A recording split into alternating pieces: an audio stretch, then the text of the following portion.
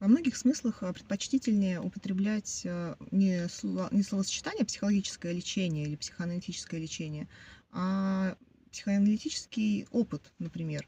То есть, переживая этот опыт, каждый человек, естественно, конечно, переживает его по-своему. Но часто есть такой запрос, о том, как бы, дистанцироваться, от переживания в связи с этим, как бы снизить тревогу, которая появляется, когда человек, начинает говорить, в такой вот необычной обстановке, как, психоаналитический кабинет, например.